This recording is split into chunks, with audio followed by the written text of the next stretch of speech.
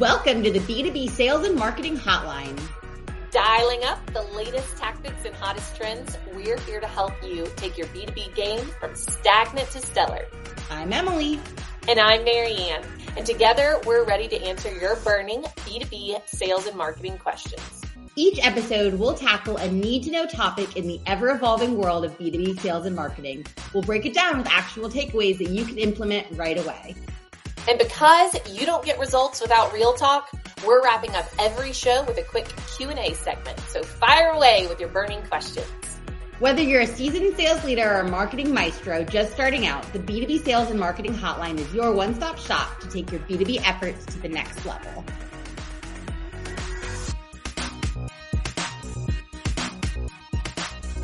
Hi, Emily. Hello, Maryanne. I'm excited for today's podcast episode. We are going to be talking about AI, how to use it, when to use it. It is the topic of the hour. Everyone's talking about it. And so we wanted to have an episode to discuss together things that we've learned and advice on how businesses can really be using it.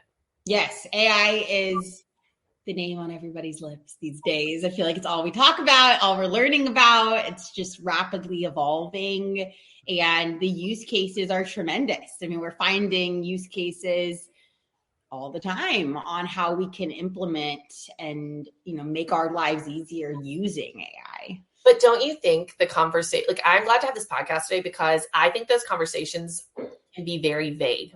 Oh, you need to be using AI. Use it every day. Don't get caught behind.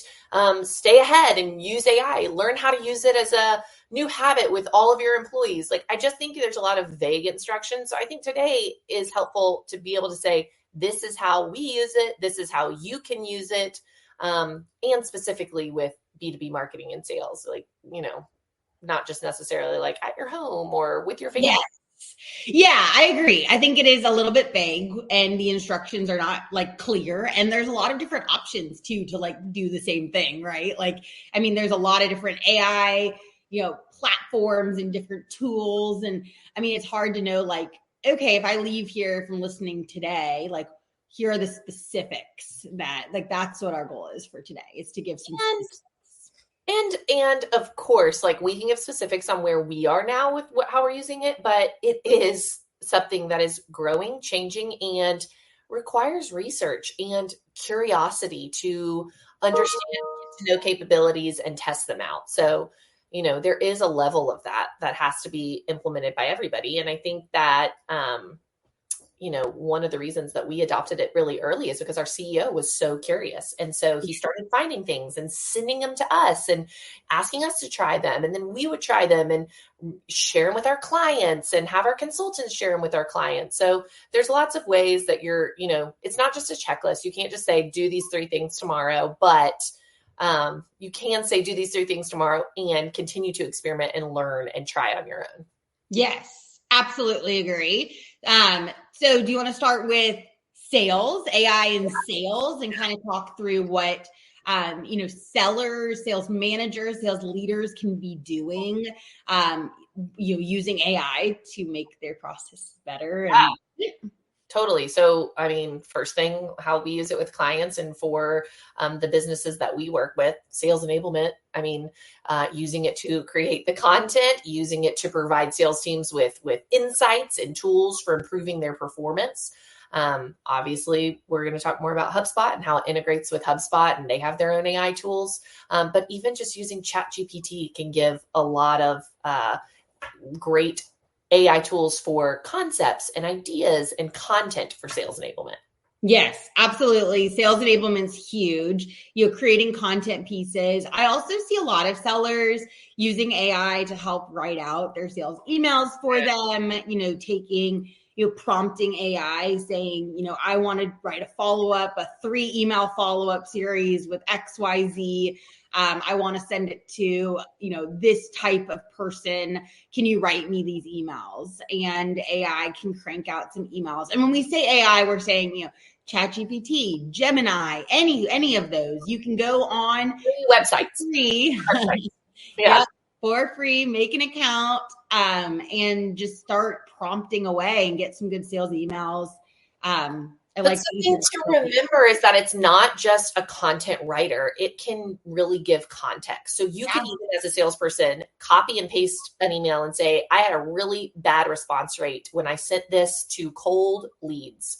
How can you improve this to increase my opportunity of getting people to reply to this email? And they can spit out something that will help you with that. So it not only creates, but it kind of helps you analyze. Yes, the analyzing is huge. Even as a seller, putting in some so you could even prompt AI with a sale or a proposal that you presented and the person said no. You could give some reasons why the person said no and ask it to, analyze the situation, help you next time to, do XYZ better.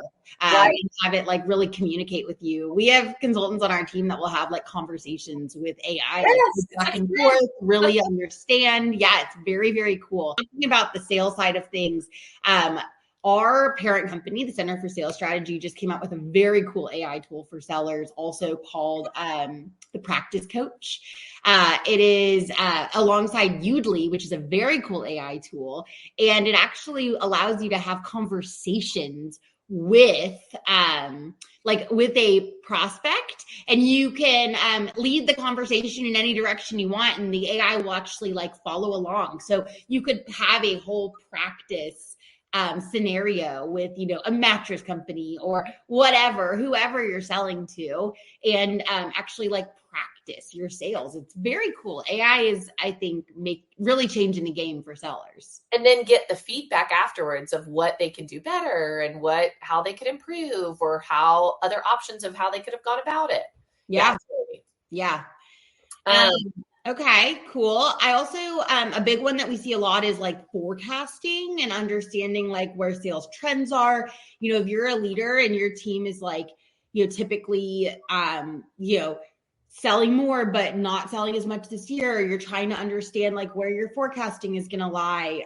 You can rely on a lot of different AI tools, but even just the ChatGPTs of the world to analyze your, current sales, give you some forecasting numbers, even it can create graphs or, cool visuals for you. Just plugging in some prompts. Yep.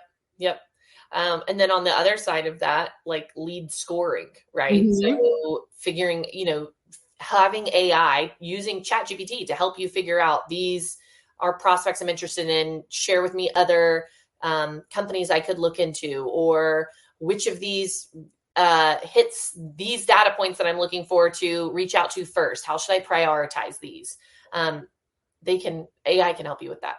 Yeah, lead scoring is very cool. You could give the AI, in HubSpot specifically. When I think of lead scoring, I'm thinking of HubSpot. But you can give the AI specific things to look for, specific interactions that the lead should have done, or the amount of times this person should have come to your website, or the intent that the person had bringing them to your website. You can give AI some criteria to say, okay, this is a good enough prospect for me to care about. And then you can have some lead scoring that would say, okay, based on what this person's done, the interactions they've had, here's the score we would give this lead as far as a good business prospect. And would it be worth my time right now? Yeah. And I think that's the biggest thing with AI. It's okay, we have 24 hours in a day, but that's all. In order to make us all more effective and spend our 24 hours a day better, and, getting more done more efficiently, AI is helping us with that. So when we say lead scoring, you don't need lead scoring, but wouldn't it be great if you knew the top prospects that your sales team should go after, and the rest you can, follow up with tomorrow, or put in a marketing funnel, and not have your sellers, spend their time. It's very cool. That's how salespeople think. They wake up in the morning and think, okay, how can I get closer to a sale today? How can I use my work day to sell? And these tools can help with that. Yeah. AI really does put a big, and then, okay, let's talk about marketing. Yes. Marketing, our favorite. But people hear content or AI, how do marketers use AI? And it's oh, create content. that's all people think. Oh, I'll just create content. That's a way to do it. Yes, AI, you can go to ChatGPT and it will write you an outline. It will write you a blog post. It will write you an ebook. It can write content that you can publish, but it can do so much more than that. It can personalize content to target audiences based on their preferences and behaviors. Like it can identify customer segments and like tailor, write the same ebook 5 different ways to different segments of people. It's not just a content like churner. Yeah. And I think when people even like just take it a step further, like when people say, oh, it just writes content, I mean, they're really thinking blogging, right? Blogging or ebooks. And I think the amount of content that you can use AI for is what's like, to me, the most almost. Like you can create podcast scripts. You could create marketing automation workflows. We should have done that. Why did we do that? You can create marketing emails. You could create CTA button copy. I mean, really, like it's not just whip up a blog, it's everything. I mean, and the beauty of AI, honestly, is that a lot of times AI puts out better work than what we would even be thinking.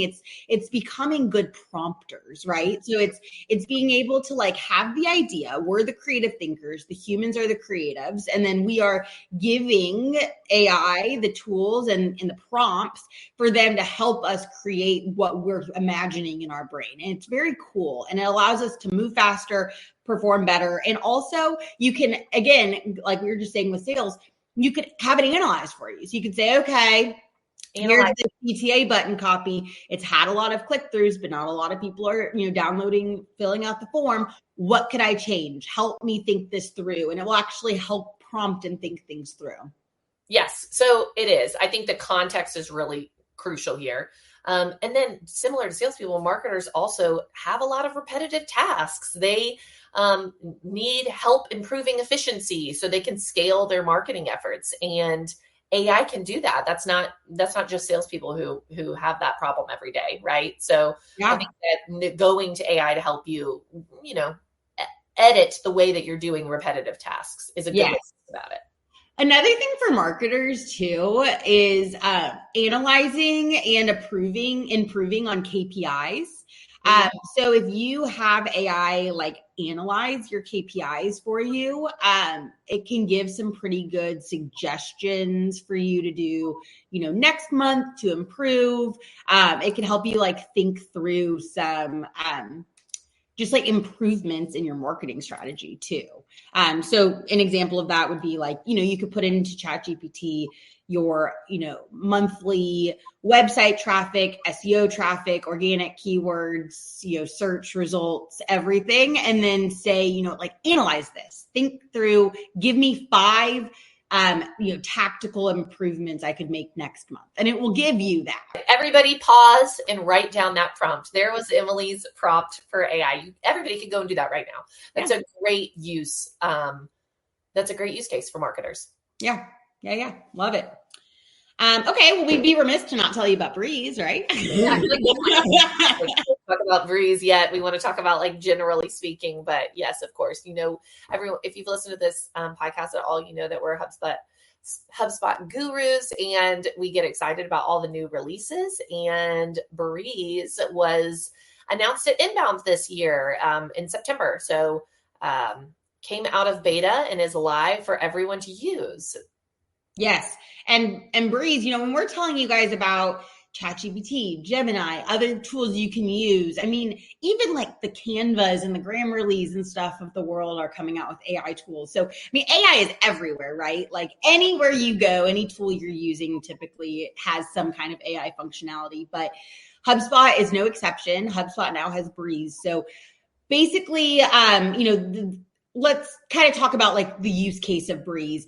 If you're a HubSpot user or thinking about using HubSpot now has AI built into the tool.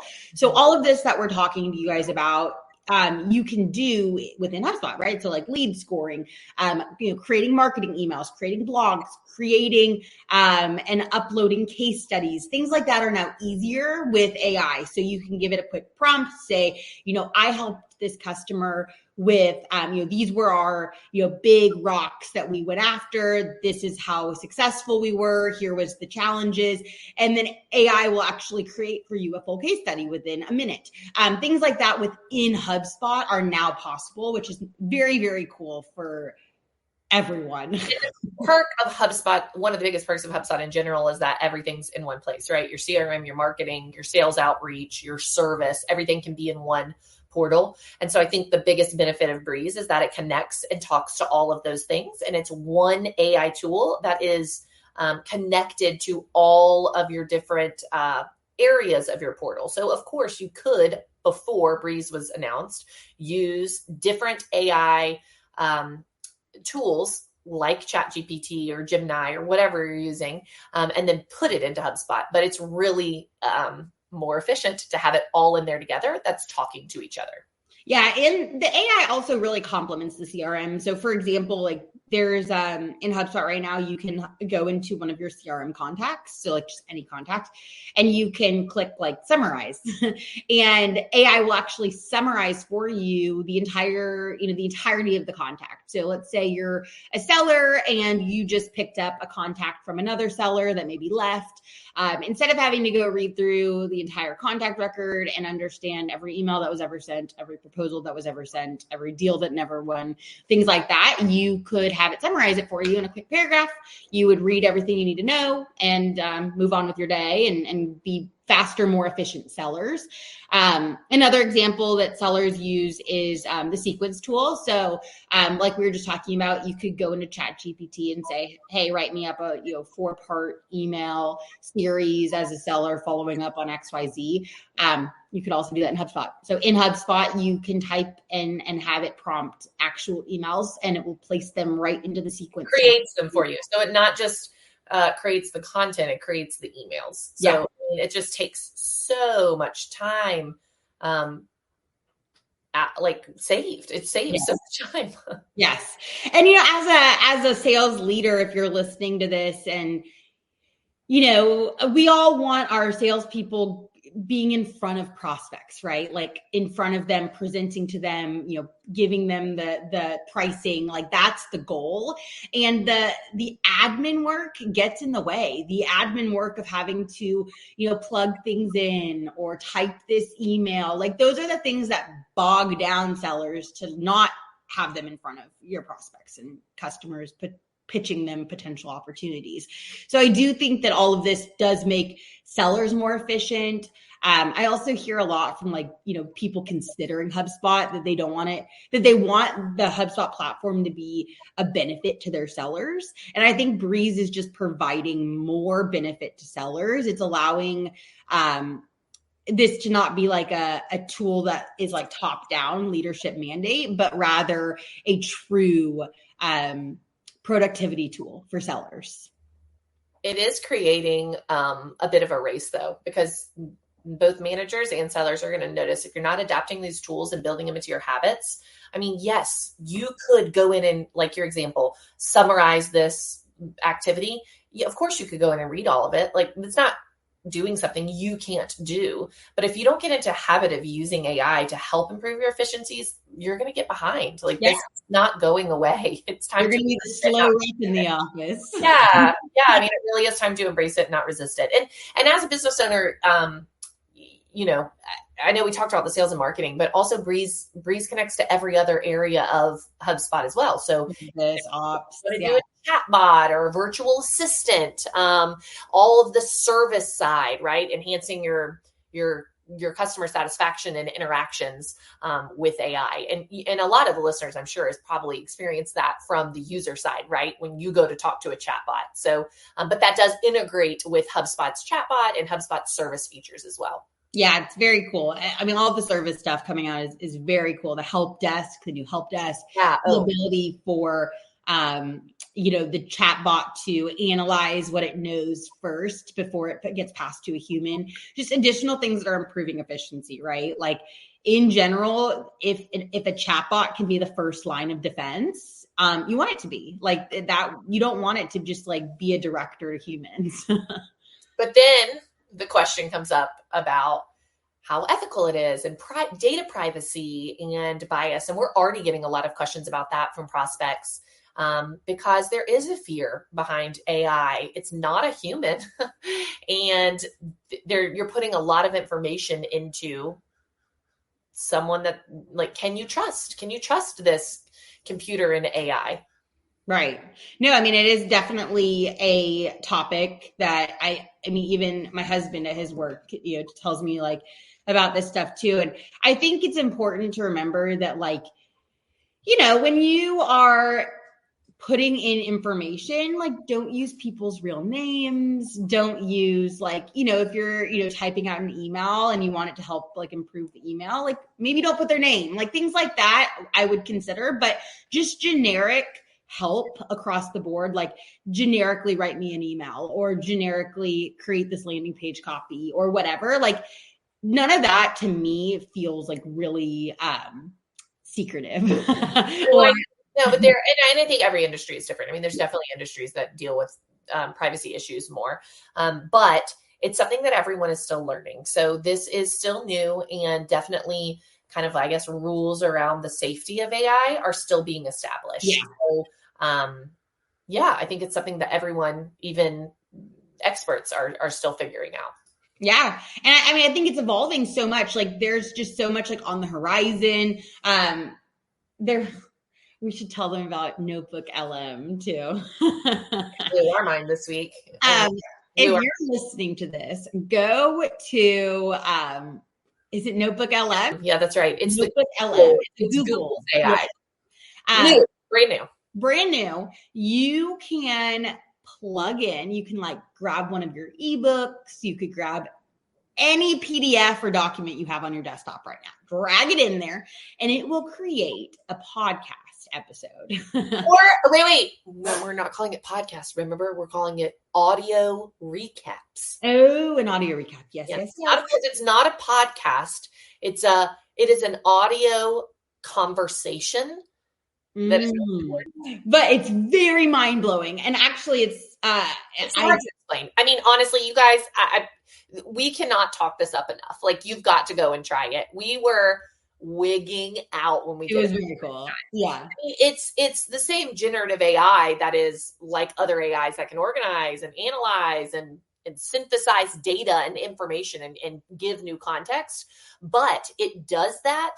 But first of all, it can do it with really complex ideas, and it can do it from a written version to a brand new unscripted audio conversation between two people. And then, of course, you all know audio, like AI voices and images are looking more and more real over time. So yeah, this is the worst the technology is ever going to be. And it is shockingly amazing. So pause this episode again. Here we go. Telling people to pause. Brent's probably like, quit. Tell people to listen to the whole thing. Anyway, pause and go to Notebook LM. Google AI. I can drop your whatever documents on your desktop. Cool. Doesn't matter what it is. Just try it. It is so cool. Yeah. Very cool. Okay, so you want to get into some questions?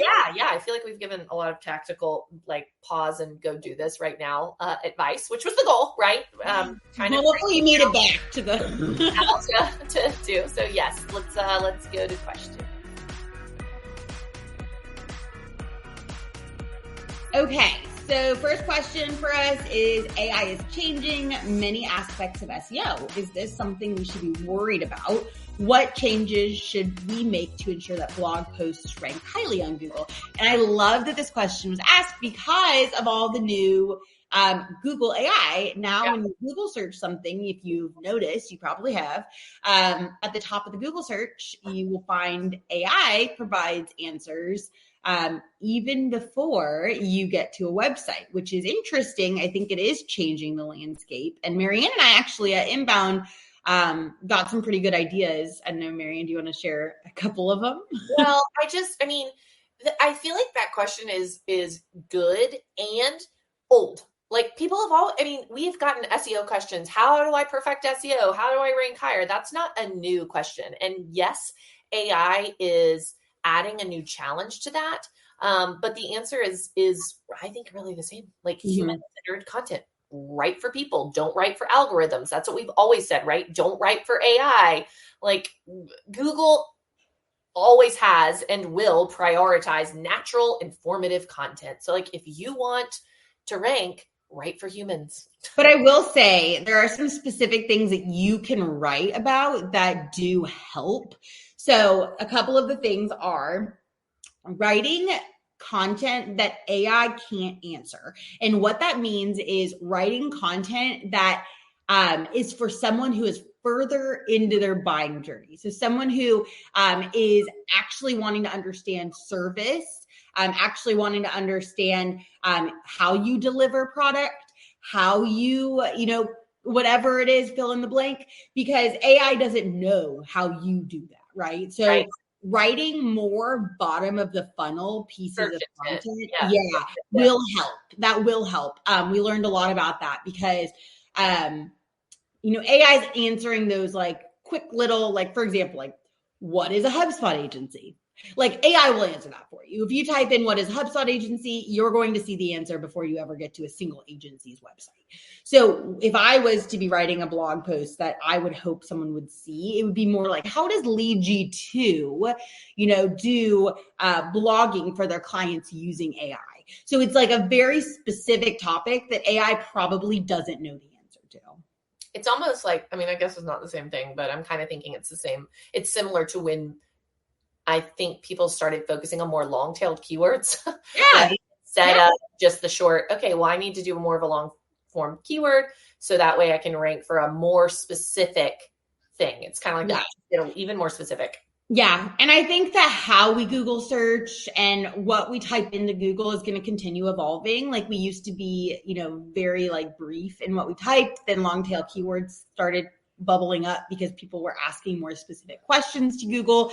And I think we'll find that our Googling habits continue to shift. But I do think that, right now, if you're listening to this and you're wanting to know, like, how do I beat that Google AI? I would say write bottom of the funnel content that AI truly doesn't know the answer to, because your target audience, the people you are actually wanting to visit your blog, that's the stuff they want to hear directly from you versus AI, things that make your business unique and how you deliver service. That's right. Yeah. Okay, next question. What would you tell someone whose leadership team members are resisting using AI tools? Leadership or team members?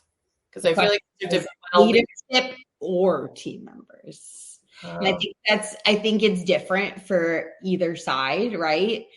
I think if you are a leader and AI is important to you, we actually just talked about this in a meeting the other day. You cannot teach AI curiosity. Someone is either going to want to learn it, want to understand it, want to be more efficient and better with using AI, or they're not. Mm-hmm. And at our company specifically, we've started, kind of thinking through in our future hires, in how we can look at our team and planning our team growth. We only see people who are AI curious about learning and becoming more efficient with AI being part of our team. And so as a leader, I would say, I think that's the biggest thing is kind of thinking through, okay, who on my team is holding us back from being the most efficient we could possibly be, and consider, and then in future hiring, maybe add a question in your future hiring of asking, how do you use AI in your day-to-day work life that makes you more effective and makes you better at your job? And just hear what they say, because, there are ways and people are doing it, and you can't teach that. I couldn't agree more. Yes, that is so true. Yeah, you really can't. And it's a necessity. You have to adapt. You cannot resist this. Like Maryanne said earlier, it really stuck with me this whole time. You will become the slower one, right? So right now we're all testing and learning and understanding, and there's new AI and things happening. And so we're all like learning together. And at some point, the people who are not adopting to the AI tools in their day-to-day life will fall behind. They will be the slower ones. They will be the ones that are still reading through a contact record because they didn't use the overview, or they'll be the ones that are typing out these lengthy emails that are not performing very well because they aren't using AI to help them, think through better emails. Like they will be the ones that fall behind. But it's not there yet. Like it's not there yet. Yeah. Right now is the time to experiment, to play around, to build new habits slowly, one thing at a time. Just having ChatGPT as a tab open every single morning so you can think more often to use it. So building small habits and experimenting now is the way to adapt. So that way in a year from now, when it is second nature to a lot of people, you're not starting your process. Yeah. It'd be like if someone is still like using encyclopedias in their home because they don't want Google. Like it really is. It's going to become habit. It's going to become second nature. It's going to become the efficient. And we're going to expect another level of speed and efficiency from people because of AI. And so I think as a leader, just consider that in your hiring and your, future team planning. Yeah. And then I think on the flip side, if you're, what would I tell someone whose leadership is resistant to using AI tools? I think that as a employee, you can pull up ChatGPT and use AI in your day-to-day to make your life more efficient or your work more efficient. I don't think you necessarily need leadership to, be all in on AI for you to be able to use AI tools in your day-to-day. And then I think the same applies on the flip, right? Like if you're at a company that's very much against AI, and the AI will make you more effective as an employee, I would consider that in your future employment. I would consider okay, if my company is still against this and I'm watching others pass us by, do I need to go to the competition that's really ahead of the times here and is evolving with the trends? I mean, I would consider. So I love it. Well, thanks. This was a fun conversation. I hope you guys enjoyed it, and adapt, don't resist, go get them. Adapt, don't resist. Bye. Thanks so much for tuning in to the B2B Sales and Marketing Hotline. Don't forget to follow us wherever you listen to podcasts so that you never miss an episode. And if you've got a question for us, head to the show notes and let us know what's on your mind. And visit our website, leadg2.com, where you can find even more helpful B2B sales and marketing resources.